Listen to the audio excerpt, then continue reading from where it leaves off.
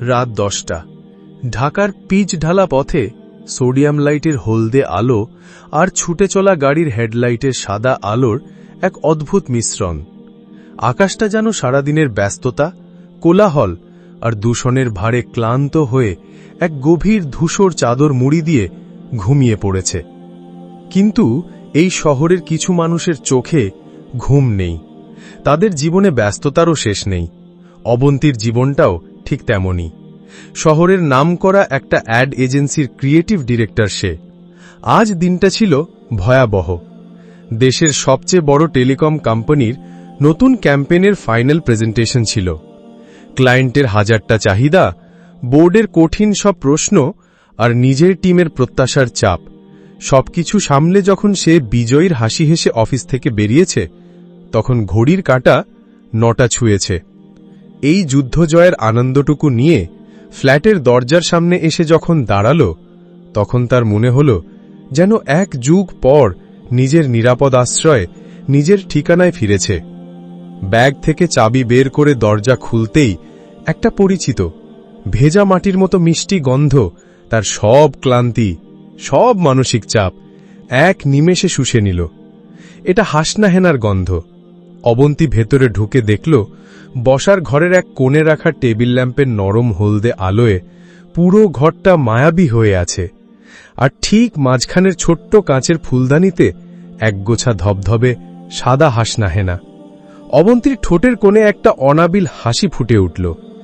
এই শহরের কংক্রিটের জঙ্গলে থেকেও যে মানুষটা তার জন্য এক টুকরো স্নিগ্ধ প্রকৃতি নিয়ে আসে, সে আর কেউ নয়, তার নীল। ফিরেছিস পাগলি? আজকের যুদ্ধ জয় করে এলি? রান্নাঘর থেকে নীলের গভীর ভালোবাসা মাখা গলার আওয়াজটা ভেসে এলো। অবন্তী তার কাঁধের ভারী ল্যাপটপের ব্যাগটা সোফায় ছুঁড়ে ফেলে দিয়ে ধীর পায়ে রান্নাঘরের দিকে এগিয়ে গেল। দেখল নীল একটা কালো অ্যাপ্রন পরে খুব মনোযোগ দিয়ে পাস্তা নাড়ছে। একজন সফল আর্কিটেক্ট, যার ডিজাইন করা সুউচ্চ বিল্ডিং এই শহরের সৌন্দর্য বাড়ায়, সে এখন তার ছোট্ট পৃথিবীর, তার ভালোবাসার রানীর জন্য একজন সাধারণ রাঁধুনি। এই দৃশ্যটা অবন্তীর কাছে পৃথিবীর সবচেয়ে সুন্দর স্থাপত্যের চেয়েও বেশি মূল্যবান। আমার ফিরতে যে এত দেরি হবে তুমি তো জানতে। বাইরে থেকে কিছু আনিয়ে নিলেই তো হতো। নীল, কেন শুধু শুধু কষ্ট করছো? অবন্তী পেছন থেকে আলতো করে নীলকে জড়িয়ে ধরে তার প্রশস্ত কাঁধে মাথা রাখল। নীল গ্যাস নিভি দিয়ে ঘুরে দাঁড়াল। অবন্তীর এলোমেলো চুলগুলো আলতো করে কানের পেছনে গুজে দিয়ে তার কপালে জমে থাকা বিন্দু বিন্দু ঘাম নিজের হাতের উল্টো পিঠ দিয়ে মুছিয়ে দিল। তার চোখে ছিল রাজ্যের মুগ্ধতা আর ভালোবাসা। বাইরের 5 স্টারের খাবার কি আর আমার হাতের রান্নার মতো ভালোবাসা দিতে পারবে? আর আমার আর্কিটেক্টের মাথা বলে, সারাদিন ক্লায়েন্টের কঠিন সব প্রশ্নের গোলাগুলি সামলে আসা একজন যোদ্ধার জন্য সেরা ট্রিটমেন্ট হল তার প্রিয় white sauce chicken mushroom pasta. আমার ডিজাইন কি ভুল হতে পারে বল? অবন্তী নীলের বুকে মুখ লুকিয়ে হাসল। এই সেই জায়গা, এই সেই আশ্রয় যেখানে তার সব অস্থিরতা, সব ক্লান্তি, সব যুদ্ধ এসে শান্ত হয়ে যায়। তাদের বিয়ে হয়েছে 3 বছর, ঘটকের মাধ্যমে দেখাশোনা, তারপর পারিবারিক সম্মতিতে বিয়ে, যাকে বলে অ্যারেঞ্জড ম্যারেজ। কিন্তু তাদের দেখলে কেউ বলবে না, মনে হবে যেন ভার্সিটির প্রথম দিন থেকে শুরু হওয়া কোনো এক অমর প্রেম কাহিনী। এই 3 বছরে তারা একটু একটু করে নিজেদের মতো করে একটা আকাশ তৈরি করেছে, যে আকাশে বাইরের কোনো কালো মেঘ, কোনো পারিবারিক বা সামাজিক ঝড়ের ঝাপটা তারা ঢুকতে দেয় না। ফ্রেশ হয়ে এসে অবন্তী দেখল ডাইনিং টেবিলে 2টো মোমবাতি জ্বালিয়ে নীল তার জন্য অপেক্ষা করছে। প্লেটে ধোঁয়া ওঠা পাস্তা, পাশে রাখা ছোট্ট এক টুকরো গার্লিক ব্রেড। এটা তাদের অলিখিত নিয়ম। যত রাতই হোক, যত ব্যস্ততাই থাকুক, দিনের শেষে একসাথে বসে দিনের গল্প করা চাই চাই। এই সময়টুকু তাদের সম্পর্কের অক্সিজেন। জানো নীল, পাস্তায় কাঁটা চামচ ডোবাতে ডোবাতে অবন্তী বলল, আজকে বোর্ডের চেয়ারম্যান এমন একটা প্রশ্ন করেছিলেন, আমার টিম তো প্রায় হাল ছেড়ে দিয়েছিল। উনি বলছিলেন আমাদের আইডিয়াটা নাকি খুব বেশি আরবান, গ্রামের মানুষের সাথে কানেক্ট করতে পারবে না। নীল মন দিয়ে শুনছিল। তারপর তুই কি বললি? আমি শুধু একটা কথাই বলেছি, স্যার, ভালোবাসা কি শহর বা গ্রাম বোঝে?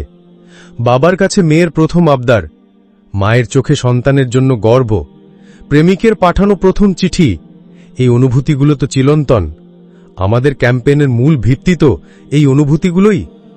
গ্রামের একজন কৃষক তার মেয়ের মুখে হাসি ফোটানোর জন্য যা করেন, শহরের একজন বাবাও তাই করেন, শুধু প্রকাশভঙ্গিটা হয়তো আলাদা। নীল মুগ্ধ হয়ে তার কথা শুনছিল। তার কাছে অবন্তীর এই সাফল্য, এই প্রজ্ঞা, নিজের ডিজাইন করা কোনো বাড়ির পুরস্কার পাওয়ার চেয়েও অনেক বেশি আনন্দের। সে শুধু বলল, আমার অবন্তীকে হারানো কি এত সোজা? আমি তো আগেই জানতাম তুমিই পারবে। ধুর, এর পর কি হয়েছে শোনো। চেয়ারম্যান স্যার উঠে দাঁড়িয়ে হাততালি দিয়েছেন, বলেছেন, this is the best emotional insight I have seen in years. ভাবা যায়? যায়, কারণ আমি তোমার চোখ দিয়ে তোমার স্বপ্ন দেখি অবন্তী। খাওয়ার পর তারা তাদের প্রিয় বারান্দায় এসে দাঁড়ালো।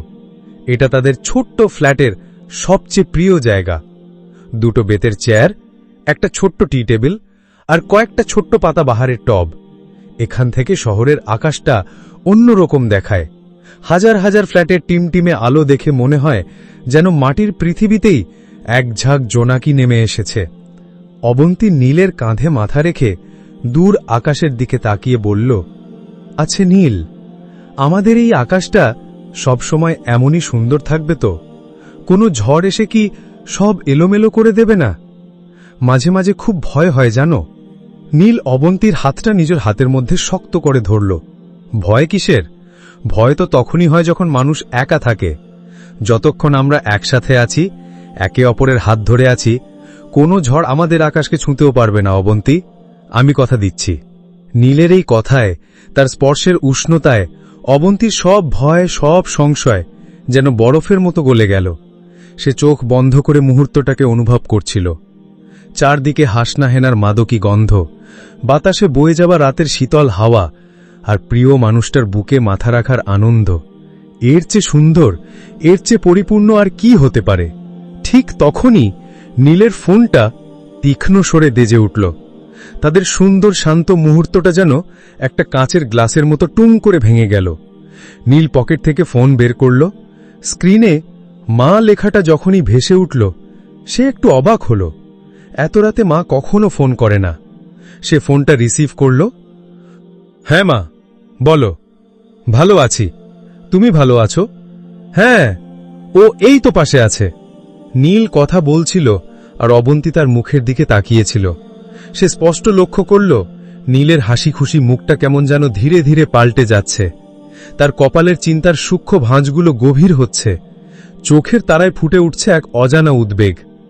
কথা বলতে বলতে সে অবন্তীর কাছ থেকে একটু সরে বারান্দার অন্য কোণায় চলে গেল। তার গলার স্বরটাও নিচু হয়ে গেল, যেন সে চায় না অবন্তী কিছু শুনুক। অবন্তীর বুকের ভেতরটা যেন কেমন ধক করে উঠল। একটা অজানা আশঙ্কা তার মনে কাঁটার মতো বিঁধতে লাগল। কি এমন কথা বলছে মা, যার জন্য কয়েক মুহূর্তের মধ্যে তার শান্ত স্থির নীল এতটা বদলে গেল?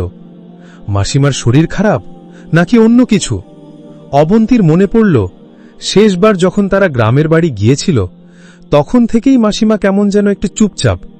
তার চাকরির ধরন, তার দেরি করে বাড়ি ফেরা, এসব নিয়ে সরাসরি কিছু না বললেও তার অসন্তোষটা অবন্তী ঠিকই টের পেয়েছিল।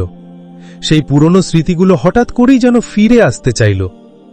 মিনিট পাঁচেক পর ফোন রেখে যখন নীল ফিরে এলো, তখন সে আর আগের সেই নীল নেই। তার মুখে রাজ্যের চিন্তা, চোখে গভীর অসহায়ত্ব। সে অবন্তীর দিকে সরাসরি তাকাতে পারছে না। বারান্দার গ্রিল ধরে বাইরের অন্ধকারের দিকে তাকিয়ে আছে। কি হয়েছে নীল, সব ঠিক আছে তো? মাসিমা ভালো আছেন? অবন্তীর গলার স্বরে ছিল একরাশ উদ্বেগ আর চাপা ভয়। নীল একটা দীর্ঘশ্বাস ফেলল। সেই দীর্ঘশ্বাসের শব্দটা রাতের নিস্তব্ধতাকে আরও ভারী করে তুলল। সে অবন্তীর দিকে না ফিরেই বলল, মা ভালো আছে। তাহলে কি হয়েছে? এমন করছো কেন? অবন্তী নীলের কাছে এসে তার বাহুতে হাত রাখল। নীল এবার তার দিকে তাকালো। সেই চোখে ভালোবাসা ছিল, কিন্তু তার চেয়েও বেশি ছিল এক ধরনের অপরাধবোধ আর অসহায়ত্ব। খুব নিচু স্বরে, প্রায় কাঁপা কাঁপা গলায় সে বলল, একটা বড় সমস্যা হয়েছে অবন্তী। কি সমস্যা? আমাকে খুলে বলো। নীল কয়েক মুহূর্ত চুপ করে রইল। মনে হলো কথাটা বলতে তার ভেতরটা দুমড়ে মুছড়ে যাচ্ছে। সে যেন শব্দ খুঁজে পাচ্ছে না। অবশেষে সে ভাঙা গলায় বলল, মা ফোন করেছিল, আমাদের এক্ষুনি গ্রামের বাড়ি যেতে হবে, খুব জরুরি একটা দরকার। নীলের এই কথাটা যেন একটা শান্ত দিঘির জলে কেউ একটা বিশাল পাথর ছুঁড়ে মারল। জরুরি দরকার?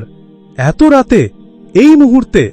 কি এমন হতে পারে যার জন্য তাদের সাজানো জীবনের সব পরিকল্পনা এক মুহূর্তে থামিয়ে দিয়ে ছুটে যেতে হবে?